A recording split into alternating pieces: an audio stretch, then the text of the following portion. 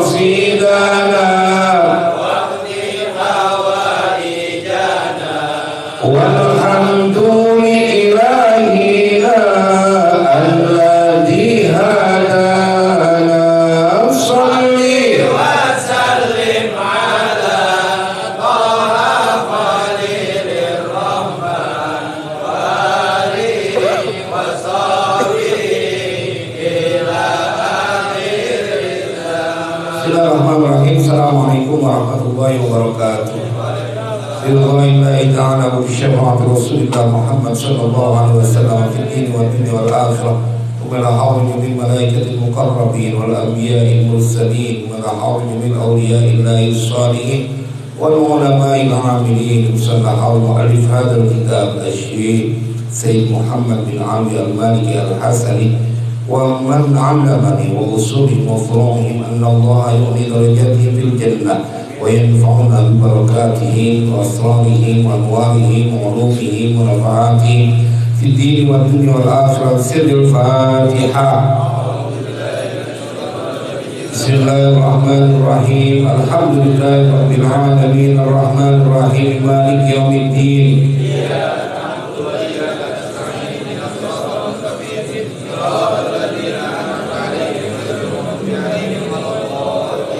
Amin. Kita baca Fatihah sekali dengan asrar, keberkahan, kedudukan, kemukjizatan dari suratul Fatihah. Semoga Allah ampuni semua dosa dan kesalahan kita. Allah ampuni dosa dan kesalahan orang tua kita. Allah pelihara diri kita, keluarga kita, anak keturunan kita, harta benda kita dari semua kejahatan makhluknya. Allah mudahkan semua urusan kita. Allah sampaikan semua hajat dan maksud kita.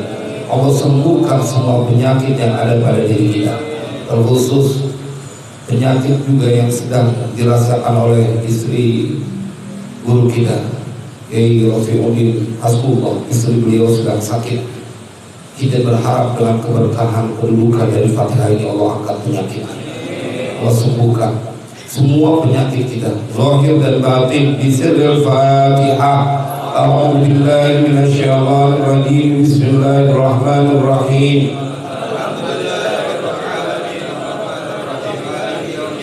Iyyaka na'budu wa iyyaka nasta'in. Ihdinas siratal mustaqim. Shiratal ladzina an'amta 'alaihim ghairil maghdubi 'alaihim waladdallin. Rabbighfir li wa liwalidayya wa lil mu'minina amin. Bismillahirrahmanirrahim. Alhamdulillahi rabbil alamin. Allahumma shalli wa sallim ala sayyidina Muhammad wa ala ali sayyidina Muhammad. Amma ba'du, faqala Syekhul Mu'allif rahimahullahu ta'ala wa ajala an-naf'a bihi wa bi barakati umumihi wa bikum fid din wad darain amin. Idza nazala bikum karbun aw jahdun aw la'wa'u anin ibn Abbasin qala akhadha Rasulullah sallallahu alaihi wasallam bi'idadatayil babi wa nahnu fil baiti faqala ya bani Abdul Muttalib idza nazala bikum karbun aw jahdun aw la'wa'u faqulu Allah Allah Rabbuna la nusyriku bihi syai'a. Wallahu a'lam bishawab. Jamaah sekalian berbahagia, malam ini kita kembali bertemu dalam kajian kitab Abwaul Faraj, yang saya yakin betul kajian ini akan kembali mensugesti, membangkitkan motivasi kepada siapa saja. Kalau ngaji ini kitab Abwaul Faraj, tidak lagi engkau menyalahkan keadaan. Kalau engkau ngaji kitab Abwaul Faraj, tidak ada lagi kesedihan. Kita akan diajak oleh mu'allif hadzal kitab dengan berbagai dalil yang membuat ternyata begitu simpel dan sederhana untuk engkau keluar dari berbagai masalah apapun. Tapi memang kita sebagai manusia ada up and down. Karena itu perlu untuk kembali dipompa, diingatkan bahwa ada janji dari Nabi SAW.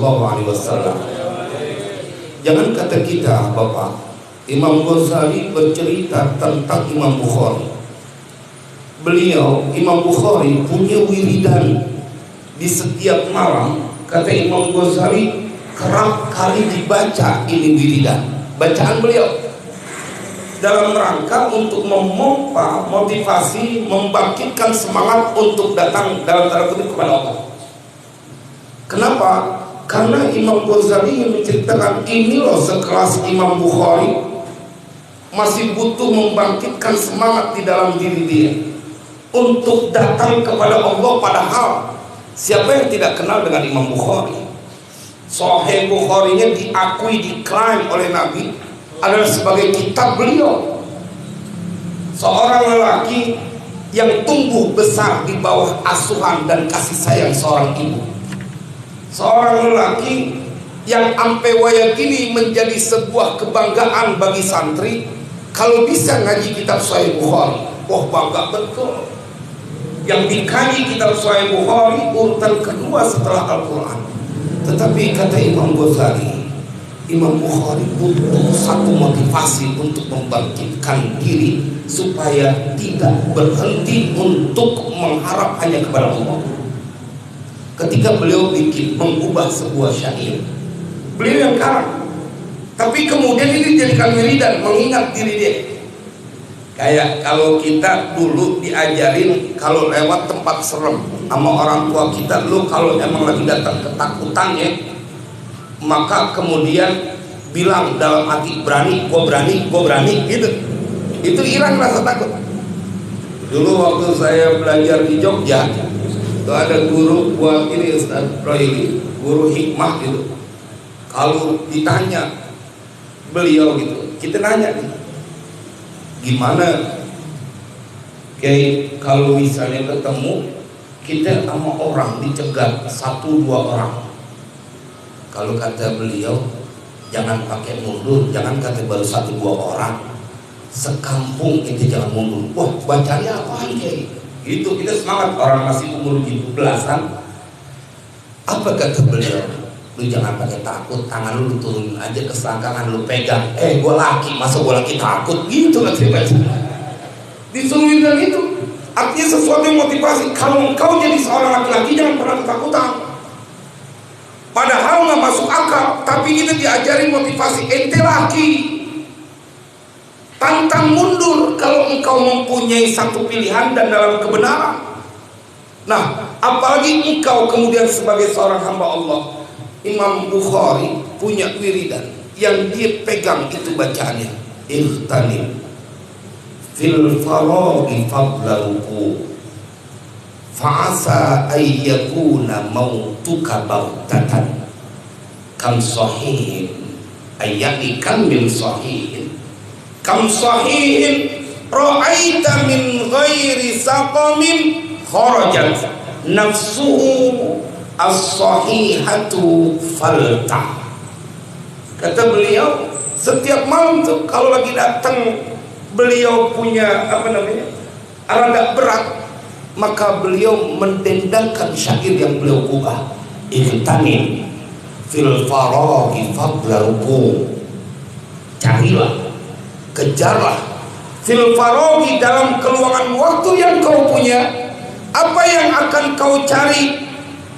Fadla ruku, keutamaan dari ruku. Fa'asa ayyakuna mautuka baghtah, karena boleh jadi akan ada kematianmu itu terjadi secara tiba-tiba. Kam sahihin, yakni kam min sahihin ra'aita min ghairi saqamin, berapa banyak orang yang sehat engkau melihatnya tanpa mempunyai penyakit. Kharajat nafsuhu as-sahihatu faltah, engkau melihat ruhnya, jiwanya yang sehat itu, yang tidak punya penyakit, dia punya badan, ternyata keluar dengan sekonyong-konyong. Kan hitungannya kudu nunggu sakit baru mati secara medis. Tetapi fakta yang kita dapati, banyak orang yang dalam keadaan sehat kemudian dia mati. Saya menyampaikan kisah ini supaya menjadi ukuran. Itu sekelas Imam Bukhari masih perlu untuk memompa motivasi di dalam dirinya. Bagaimana dengan kita? Tetapi dalam kaidah yang beliau bikin dalam syairnya, bahwa waktu kosong yang kau punya janganlah kau sia-siakan kecuali kau mengejar fadla ruku, keutamaan dan ruku, yakni sholat. Nanti kita ngaji betapa simpel banget. Ini masalah apapun dengan kajian malam ini akan membuat kita bangkit.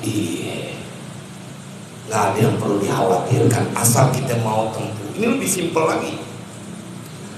Langsung kita masuk ke dalam bacaan kitab. Bismillahirrahmanirrahim.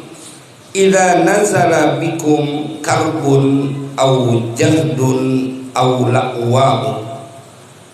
Ini menceritakan tentang hada idza nazala bikum karbun au jahdun au laqwa. Bermula ini adalah sebuah doa yang apabila turun bikum kepada kalian apa karbun yakni kesempitan, au jahdun yakni kesukaran, au laqwa'u atau dia kesukaran yang dia level tinggi. Jadi paling susahnya yang kata akal kita nggak ada jalan keluar, laqwa di atasnya itu. Diceritakan dalam kitab ini ada sebuah hadis an Ibnu Abbasin, dari Ibnu Abbas qala, berkata ia, akhadha Rasulullah sallallahu alaihi wasallam bi'idadatil babi wa nahnu fil baiti. Telah mengambil siapa Rasulullah sallallahu alaihi wasallam, yakni memegang bi'idadatil babi, dengan dua sisi bagian pintu. Kalau cara kita nih kusen. Jadi kalau pintunya kecil tuh kita suka ngomong pegang sambil pegangan, itu idodah namanya. Jadi pinggiran dari kayu, pintu pinggirannya, itu kan kusen.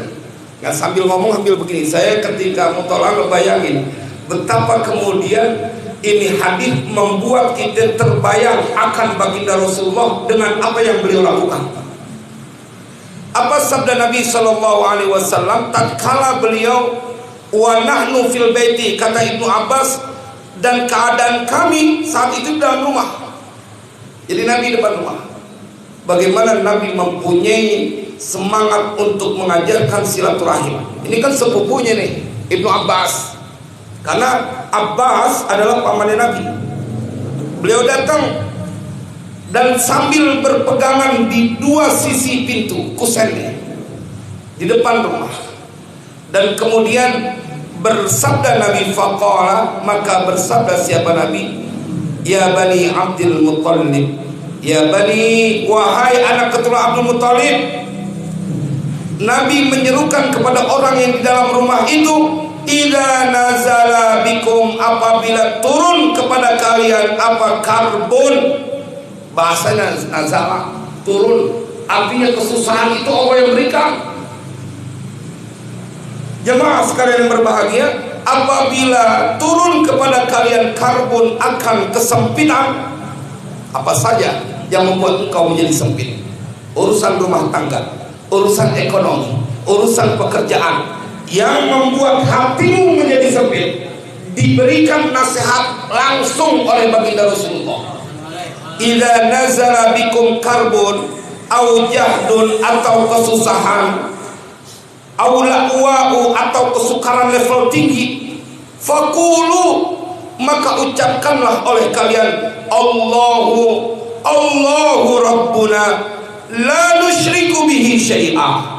Ya Rabb, simpel banget. Allah Tuhan kami, Allah yang memelihara kami, la nusyriku bihi syai'a, kami tidak menyekutukan dengannya akan sesuatu pun.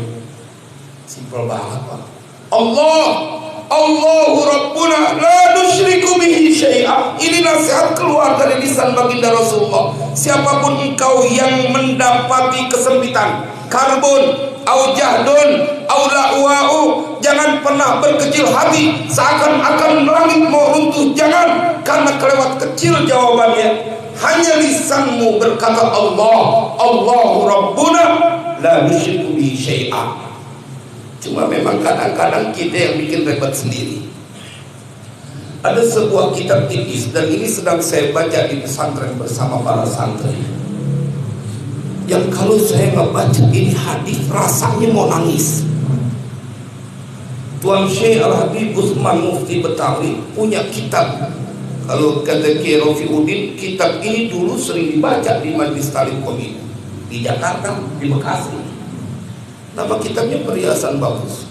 Tapi saya bilang ya Abdul Aziz, ketika saya membaca hadis ini rasanya mau nangis. Kayak apa Nabi punya cinta kepada umatnya.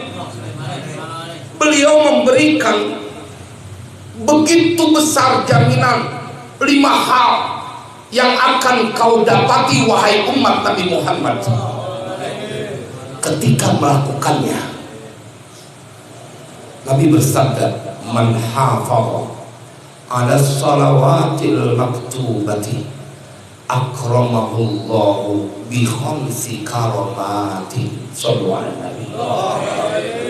Siapa orang yang menjaga sabda Nabi, salat 5 waktu yang diwajibkan, ala salawatil maktubah, maka jawabnya adalah akramahullahu bi khamsi karamatin, maka niscaya Allah akan memuliakan orang tersebut dengan 5 kemuliaan. Salat 5 waktu sangat berat. Ini memang yang kita kerjain. Kita belum bicara pahala sedekah, kita belum bicara pahala hadir di majlis taklim, kita belum berbicara pahala tentang baca maulid, kita belum berbicara tentang pahala baca Ratibul Haddad atau Asmaul Husna. Baginda Rasulullah memberikan jaminan, siapa orang yang menjaga salat 5 waktu, niscaya Allah muliakan dia dengan 5 kemuliaan.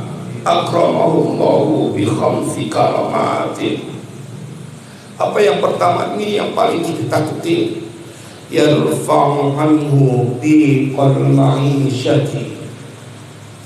Allah akan angkat dari orang tersebut akan kesempitan ma'isyah selama di dunia. Sallu ala Nabi. Hada huwa ya ikhwani, bagaimana Nabi memperingati kepada setiap umatnya, mengingatkan kepada setiap umatnya. Ente kelewat mulia ketika bisa ruku dan sujud. Itu yang diingatkan oleh Imam Bukhari. Iktanim fil faraghi fadla ruku.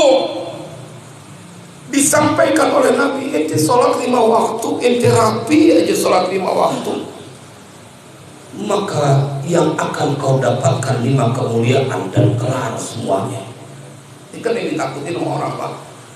Masalah maisha kehidupan di dunia. Kenapa orang bermusuhan sama tetangga, sama saudara? Kenapa orang korupsi? Kenapa orang fitnah? Kenapa orang ghibah? Kenapa orang hasud, dengki? Perkara maisha. Nggak ada orang dengki perkara ibadah, nggak ada. Pasti perkara urusan ekonomi, urusan yang berkaitan dengan maisha. Tetapi sabda Nabi SAW, ente nggak boleh kepuyangan kalau ente masih melaksanakan sholat 5 waktu. Man hafadha ala salawatil maktubah akramahullahu bi khamsi karamatin. Siapa yang sedang kesusahan, kalau Nabi kemudian jamin, Allah angkat. Nggak boleh nempel kesusahan, kesempitan urusan maisha di dunia bagi engkau yang melaksanakan sholat 5 waktu. Ini belum berbicara zikir yang lain. Tapi begitu hadis yang Nabi sampaikan termaktub dalam kitab Perhiasan Bagus, dan yang mengarang kitab itu Habib Utsman Mufti Betawi. Tak mungkin rasanya beliau berdusta untuk mencantumkan hadis ini dalam karangan kitabnya. Selesai. Kesusahan maisha di dunia nggak akan nempel kepada orang yang ngerjain sholat 5 waktu.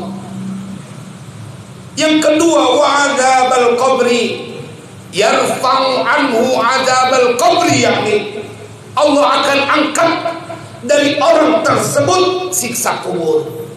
Ada yang boleh. Jemaah, dia nggak boleh dapat kesusahan di dunia, dia nggak boleh dapat kesusahan di alam kubur.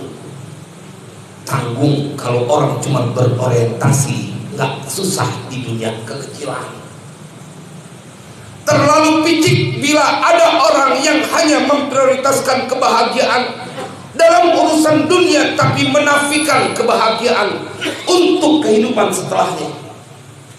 Dan pada waktunya kita bakalan mati. Itu yang tadi disampaikan oleh guru kita, bahwa pengajian ini boleh jadi akan mengalirkan terus pahala jariah, pahala yang mengalir kendati pun kita begadang. Itu yang kedua, ente gak bakal susah di alam kubur.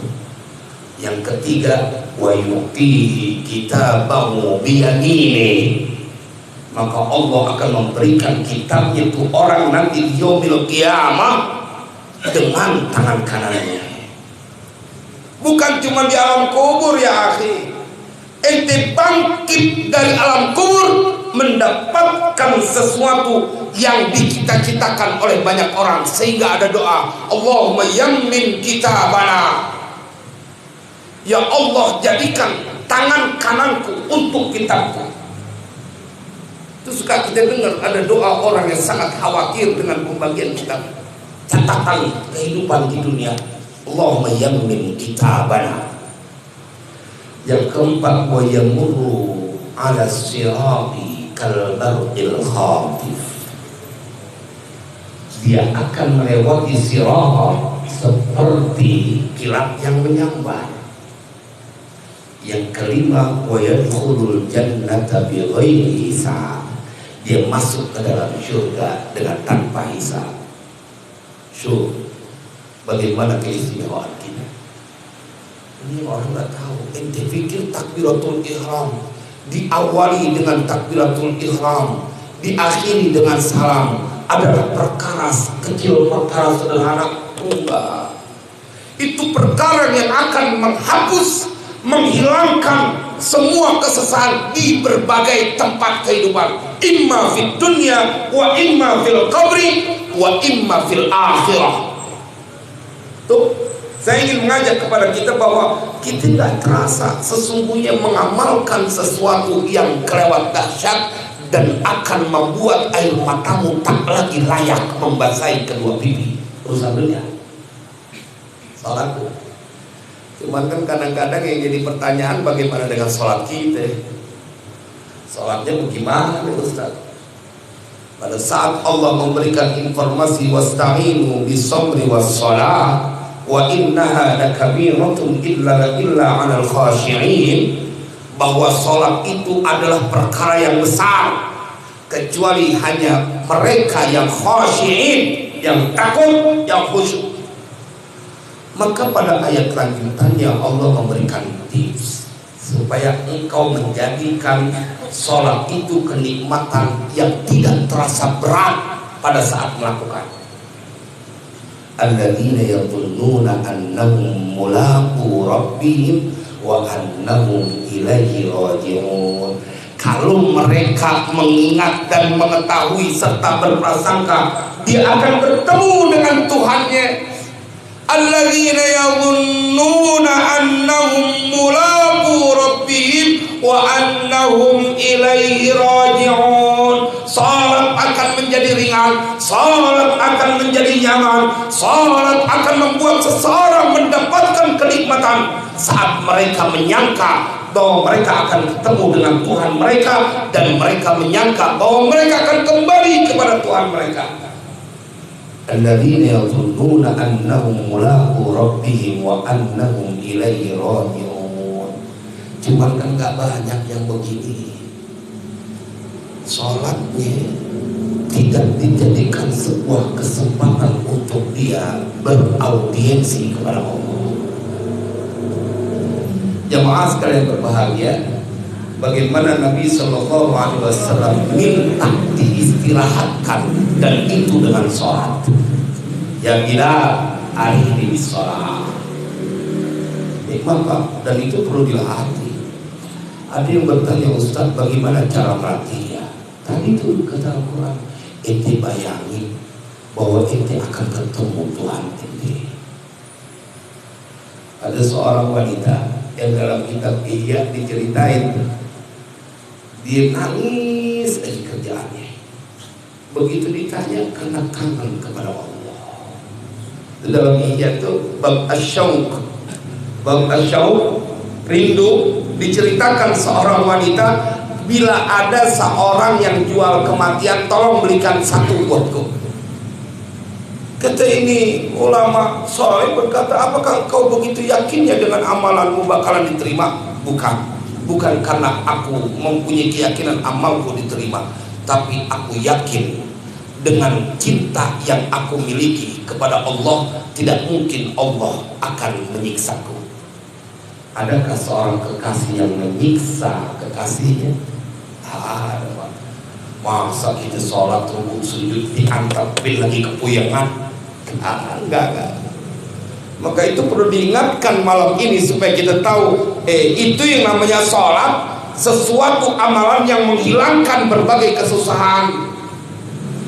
Nggak perlu ente cari orang pinter, suruh mantek paku di depan rumah, suruh nyiram di setiap pojokan rumah.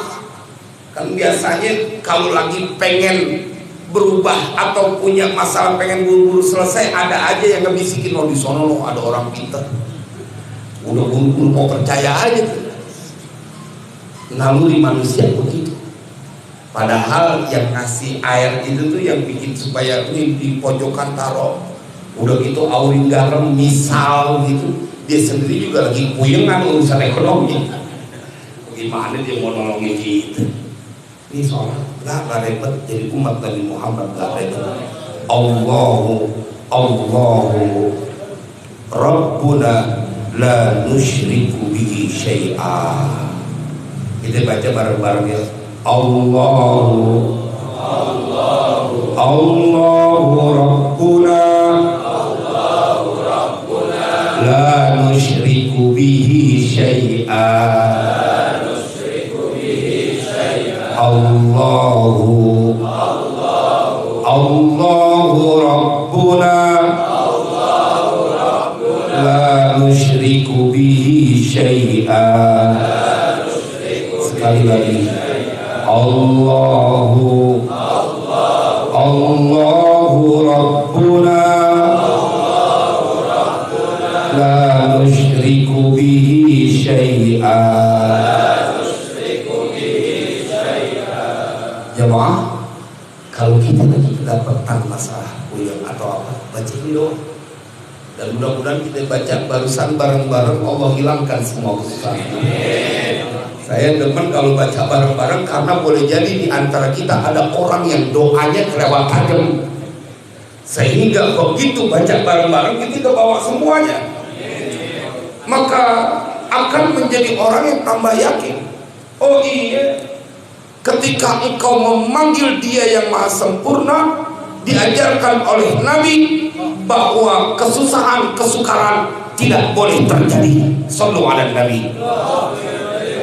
Wa an Aisyah radhiyallahu anha, dan dari Sayyidah Aisyah semoga Allah meridhoinya, qalat, berkata ia Sayyidah Aisyah, qala Rasulullah sallallahu alaihi wasallam, telah bersabda siapa Rasulullah sallallahu alaihi wasallam, linafarin min Bani Hashim, kepada sekelompok orang dari Bani Hashim, hal ma'akum ahadun min ghairikum, adakah itu bersama kalian bermula seseorang min ghairikum, dari selain kalian? Tanya mana? Lihat, saya setiap kali membaca bagaimana Rasulullah mempunyai kemilau akhlak, bahwa enggak mengajarkan umatnya untuk hidup nafsi-nafsi. Kan ini menjadi sebuah bahasa yang kelewat sering buat orang yang kagak pengen nolong saudaranya. Sekarang mah kita hidup nafsi-nafsi, bapak kagak, emak kagak, nafsi-nafsi. Ente umatnya siapa? Lagi mau hidup nafsi-nafsi. Umat Nabi Muhammad tidak pernah mengajarkan kepada umatnya, atau Nabi Muhammad tidak pernah mengajarkan kepada umatnya untuk hidup nafsi-nafsi. Baginda Rasulullah diceritakan oleh Sayyidah Aisyah, qala Rasulullah sallallahu alaihi wasallam, linafarin min Bani Hashim hal ma'akum ahadun min ghairikum, qalu, mereka menjawab, la illa ibnu ukhtina aw maulana, tidak ada ya Rasulullah kecuali anak dari saudara perempuan kami, keponakan kami, au maulana, atau pembantu budak-budak kami. Tuh lihat bagaimana kedekatan dari Bani Hashim ketika didatangi oleh Nabi, dan kemudian mereka berkata, la illabnu ukhtina. Ini kalimat simpel, tetapi tanya kepada dirimu, sejauh mana kau punya kepedulian kepada keponakan? Gak banyak orang, Pak. Ini dilihat bagaimana Rasulullah ketemu dengan Bani Hashim yang bersama mereka, dengan bangga mereka berkata, la illabnu ukhtina au maulana. Jangan ilustrasi. Tuh anak dari saudara perempuan kita, anak kita juga. Makanya ente kagak batal bersentuhan kalau sama anak lelaki, misalnya ente perempuan atau kepada anak perempuan. Kalau ente laki, karena dia adalah anak dari saudara kandung ente. Jemaah sekalian berbahagia, artinya Islam memperlihatkan tentang hubunganmu yang berbeda. Bagaimana mungkin kemudian punya keponakan kagak diobeti? Qala, Nabi kemudian bersabda, idza asaba ahadakum hammun aw laqwa'u falyaqul Allahu Rabbi la usyriku bihi syai'a. Apabila menimpa ahadakum akan seorang dari kalian, apa yang menimpa seorang dari kalian, hamun, kesusahan, au laqwa'u, atau kesukaran level tinggi, falyaqul, maka hendaklah dia mengucapkan Allahu Rabbi la usyriku bihi syai'a. Jadi pakai ya mutakallim wahdah. Kalau tadi ma'al ghair, Allahu Rabbuna. Kalau ente mau pakai redaksi Allahu Rabbi la usyriku bihi syai'a. Allah adalah Tuhanku yang memelihara aku, la usyriku bihi syai'a, aku tidak menyekutukan dengannya akan sesuatu. Kita baca lagi, Pak. Kita kan punya banyak urusan, banyak hajat. Siapa tahu ini malam menjadi sebuah sebab Allah hilangkan semua kesusahan kita. Allahu Rabbi la usyriku bihi syai'a.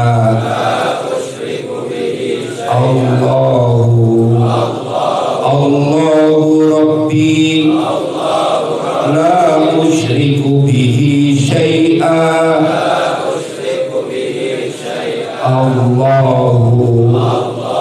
Allahu Rabbi la usyriku bihi syai'a.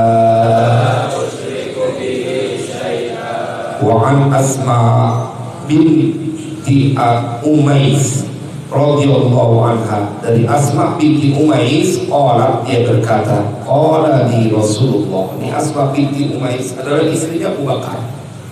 Ini juga diceritakan bahwa kadang waktu engkau bukan hanya berkaitan dengan kerabat, tetapi kepada orang lain diajarkan oleh Nabi untuk peduli. Kalau ada orang lain walaupun gak ada hubungan darah, ente kudu punya empati. Nabi ngajarin.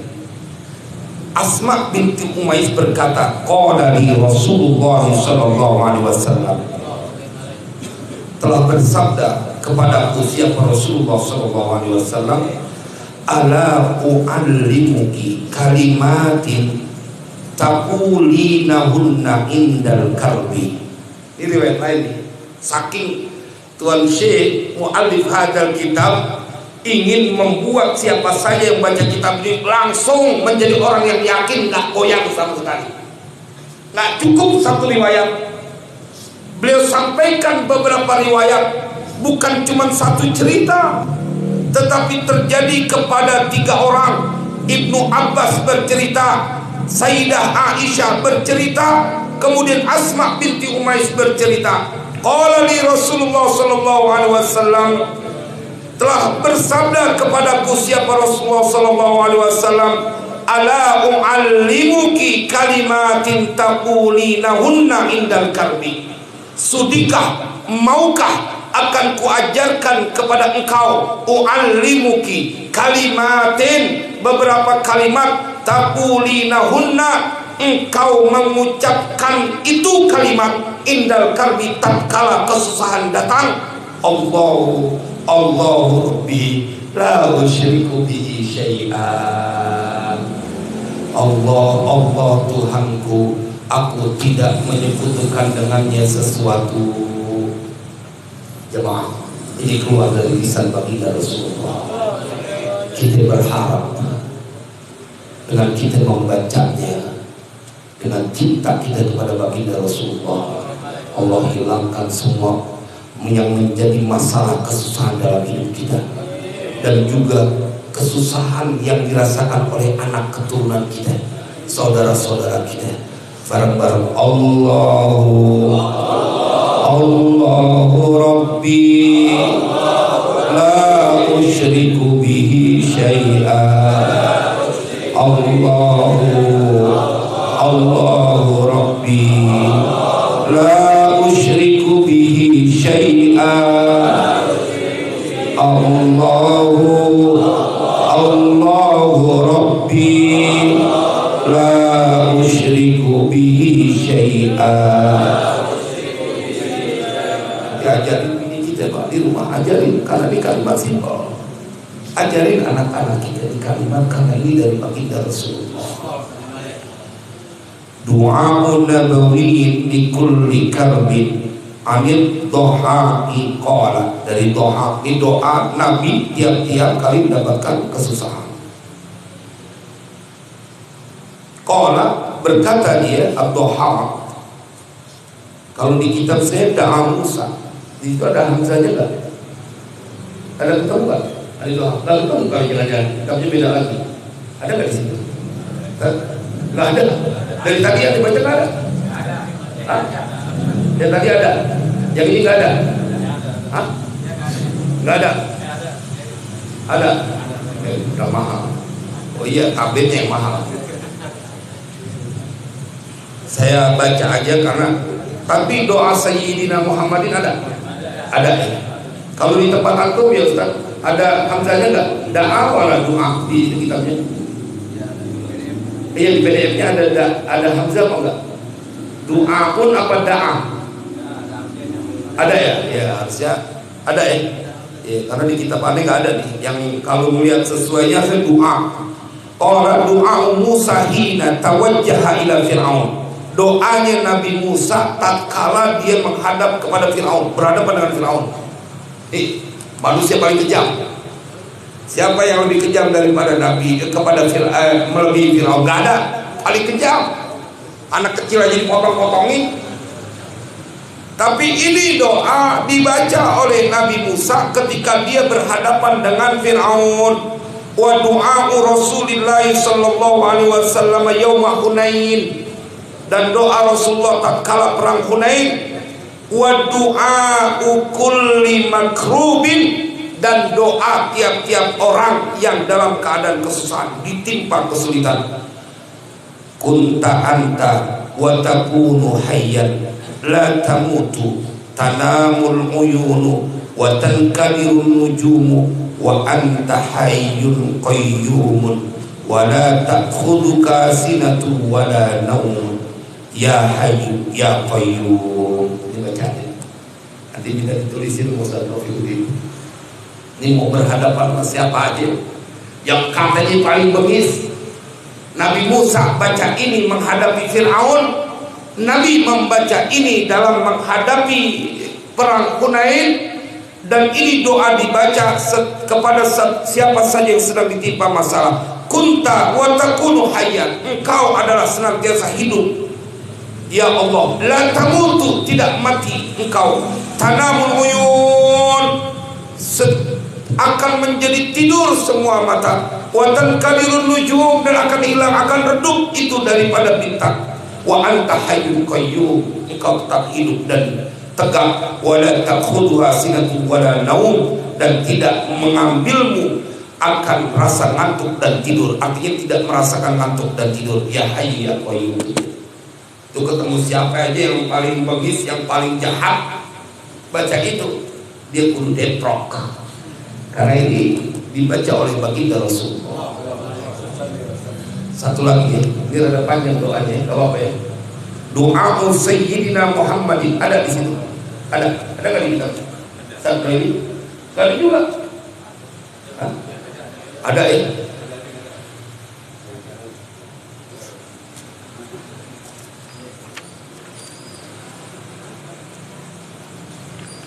Kalau di antum ada doa Sayyidina, di antum ada.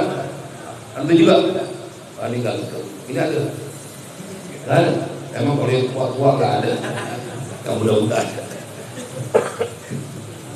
Doa Sayyidina Muhammadin idza hazabahu amrun. Jadi di situ hazabahu amrun ya, Ustaz Nahrawi, hazabahu amrun. Doa Nabi Muhammad apabila menyergap beliau, menyusahkan beliau apa amrun, sebuah urusan. Wa fi Musnadil Firdaus an Ja'far bin Muhammad yakni As-Shadiq. Ja'far As-Shadiq qala haddatsani abi an jaddi, telah menceritakan kepadaku ayahku dari kakekku, annahu sallallahu alaihi wasallam. Ini Nabi yang melakukan, bahwasanya Nabi sallallahu alaihi wasallam kana adalah Nabi idza hazabahu amrun, apabila menyergap Nabi, menyusahkan Nabi apa amrun, sebuah urusan, da'a bihadat doa, Nabi berdoa dengan ini doa. Allahumma husni bi'ainika allati la tanam wa qnufni bi kanafika alladhi la yuram warhamni bi qudratika alayya fala ahliku wa anta rajai fakam min ni'matin an'amta biha alayya qalla laka biha syukri. Panjang itu aja. Allahumma husni, ya Allah jagalah aku, bi'ainika dengan pandanganmu, allati la tanam yang tidak pernah tidur, wa knufni bi kanafika dan jagalah aku dengan penjagaanmu, alladzi la yuram yang tidak akan roboh. Ini ajwafiyai, karena ada roma yarumu, ada roma yarimu, ajwafiyai. Warhamni dan sayangilah aku, bikudratika dengan kekuasaanmu, alayya atasku, fala ahliku maka aku tidak akan binasa. Wa anta rajai. Ini sampai di sini saya ketika mutolaah ya. Wa anta rajai, engkau adalah harapanku ya Allah. Kalau manusia ada bosannya nolongin, apalagi kita yang ditolongin bikin gara-gara mulu sama yang nolongin, kapok yang nolongin, ogah aku bantu dia lagi, kagak tahu terima kasih. Berhenti nggak tuh orang nolongin? Berhenti. Tapi kalau Allah, maka di sini disebutkan wa anta rajai, dan bermula engkau itu adalah harapanku. Nabi Muhammad mengajarkan dengan sebuah doa, wa anta rajai, engkau adalah harapanku ya Allah. Fakam min ni'matin an'amta biha alayya qalla laka biha syukri. Ini kayak diaduk-aduk nih Pak. Begitu baca doa ini hati kita kayak diaduk-aduk. Berapa banyak dari nikmat yang telah engkau berikan. Fakam min ni'matin an'amta biha, yang kau telah berikan nikmat itu, dengannya nikmat itu, alayya atasku, qalla laka biha syukri, itu sedikit bagimu dengan nikmat yang kau berikan, syukri, apa rasa syukurku. Jadi Nabi dengan bahasa yang begitu mengajarkan kepada kita. Ini Nabi sampai berucap, ya Allah, berapa banyak nikmat yang telah kau berikan kepadaku, tetapi beriringan dengan itu sedikit sekali syukurku terhadap nikmat yang telah kau berikan. Itu Nabi mengucapkan kalimat itu. Bagaimana ini? Fakam min ni'matin an'amta biha alayya qalla laka biha syukri wa kam min baliyatin ibtalaitani biha qalla biha sabri. Berapa banyak bencana musibah yang kau berikan, min baliyah bagi taraitani, yang telah kau berikan musibah itu kepada kami, qalla biha sabri, sedikit sekali sabarku. Mau ngadat mulu, mau uring-uringan mulu. Kan banyak yang kita ketika dapat musibah kita baru marah-marah salah, tapi ketika dapat rezeki, dapat karunia, kita lupa untuk bersyukur. Giliran dapat rezeki sedikit bersyukur, ketika dapat ujian sedikit dia punya sabar. Faya man qalla inda nikmati syukri falam yahrimni. Maka wahai yang telah sedikit tatkala nikmatnya, inda nikmatihi syukri, syukurku, apa syukurku, falam yahrimni, maka dia tidak mencegahku. Masih kalimat indah mah, faya man qalla indi, faya qalla inda nikmatihi syukri falam yahrimni. Maka jamaah sekalian yang berbahagia, Nabi tetap masih kemudian merengek kepada Allah. Wa ya man qalla inda baliyatihi sabri, wahai yang telah sedikit tatkala ujiannya kepadaku, apa yang sedikit sabri, sabarku, falam yakhdulni, maka dia tidak menelantarkan aku. Wa ya man ra'ani 'alal khataya falam yafdhni, wahai yang telah melihatku dalam berbagai kesalahan-kesalahan, falam yafdhni, maka dia tidak mempermalukan aku. Allah lihat khotoyana, kesalahan-kesalahan kita saat melakukannya, Allah lihat Pak semuanya. Tapi apakah serta-merta Allah mempermalukan kita, membuka aib kita? Nah, maka Nabi SAW memanggil Allah dengan bahasa yang sangat indah. Ya man ra'ani 'alal khataya falam yafdhni, wahai yang melihat aku atas semua kesalahan-kesalahanku, falam yafdhni, tapi dia tidak mempermalukan aku. Ya dzal ma'rufil ladzi la yanqadi abada, wahai yang memiliki kebaikan yang tidak pernah habis selamanya. Wa ya dzan ni'matil lati la tuhsa adada, wahai yang mempunyai nikmat yang tidak bisa dihitung itu nikmat bilangannya. As'aluka, aku meminta kepadamu ya Allah, an tusalli ala Muhammadin, bahwa engkau memberikan rahmat atas Nabi Muhammad, wa ala ali Muhammad, dan atas keluarga Nabi Muhammad. Nabi berdoa, Nabi bertawassul dengan salawat kepada dirinya. Artinya ini keutamaan di bawah. As'aluka an tusalli ala Muhammadin wa ala ali Muhammadin wa bika adra'u fi nuhuril a'da'i wal jabbarin, dan denganmu, bersamamu, adra'u, aku menolak, fi nuhuril a'da'i, pada berhadapan dengan para musuh, wal jabbarin, dan orang-orang yang punya kekuatan. Jadi dia dalam doa ini menghadirkan kekuatan. Itu nama nuhur, artinya dada, berhadapan dengan dada. Seorang pemberani, mereka tidak akan, jangan kata mundur, miring dia punya badan, kagak bakal dia hadepin. Kan kalau udah miring-miring ini ragu-ragu, berani tapi takut juga.